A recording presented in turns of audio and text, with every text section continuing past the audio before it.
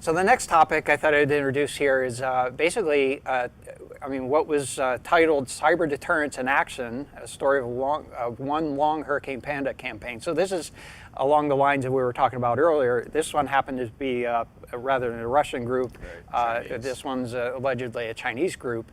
And this is a blog by CrowdStrike, and they talk a lot about the tools that they use in this particular mitigation activity associated with a client. So there is some marketing twist associated with it, but and there's nothing wrong with that. After all, that actually is off of CrowdStrike's blog.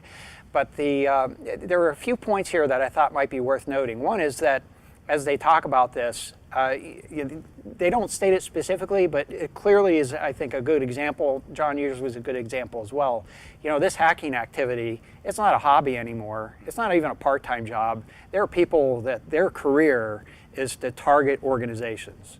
And if they bump into a wall, they back up, regroup, and then go after them again. And we've seen this a number of times. If they are tasked with targeting an organization, that's what they're going to be doing full time.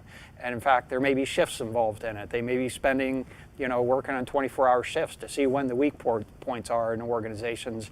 And once they making sure that they get in and do their duties quickly. And they may not entirely get out, but they're going to finish what they're doing and then leave the plants around the organization to come back to later if they need to. Yeah, I think one of the things that sometimes victim organizations neglect to consider is that when you do have an event and you've been compromised and you go in, you've done all your due diligence and you think, well, I'm pretty sure I got them out. I'm pretty sure we found everything and we've got them out of the network. They will be back. Mm-hmm. They're going to try probably very quickly to regain access. Mm-hmm. And if they're not able to, they'll start to rethink their tactics and maybe switch up tool sets for things you don't know how to detect yet, perhaps, and then try those as other avenues. And they might go away for a little while and sit back for a few months before they try to get in again. Because if they were in the first place, there's probably a reason, and there's a reason to get back in again, to get whatever strategic intelligence that your company or organization might have. Well, if they've got everybody on alert, they're probably going to sit back and wait till people calm down and they get a little relaxed, take a nap or something like that, and then come back. And I mean that in a figurative sense. Yes, right. Yeah, the other thing that I guess sort of the essence of this particular report was the notion about what we were talking about earlier. This was a case where there were a couple of 0 days that were used as a part of this attack activity. And basically the suggestion was that, after you boot them out a few times and they're going to sort of wear down and say, how many 0 days are going to be used on this organization? True. Maybe we could find a better target somewhere else and then come back to these folks later. I think it's going to depend on, again, how important it is they feel it is to target this particular organization and what benefit they think they're going to get from it. So, interesting observation that this may have been the case. Now, one of the things that the article obviously does not suggest is that perhaps they found another way in and didn't need to continue during the path that they are. And this is a fundamental concern or something that we need to consider is that no matter what method you are using to protect yourself, certainly if it's commercially available, they may have the opportunity to test against it and find ways around it. And so it becomes a matter of discovery. And my personal opinion is that as passive as you can be about your detection and response capability, it's sort of a wild card. It's something that's very difficult for an attacker to detect or know exactly what methods are underway. Unfortunately, it also kind of leads to a little bit more of a manual analysis and mitigation also might give them a little bit of time to persist a little bit longer if you have some passive monitoring as opposed to some proactive, maybe endpoint type protection that are trying to mitigate in real time. Yeah.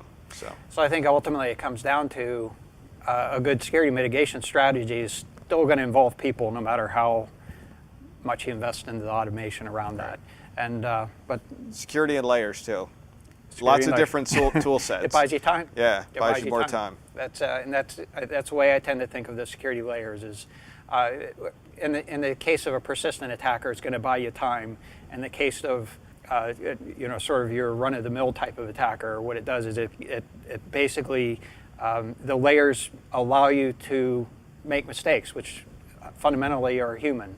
If you have a mistake or a vulnerability that you didn't know about in one layer, hopefully the next layers are going to catch it.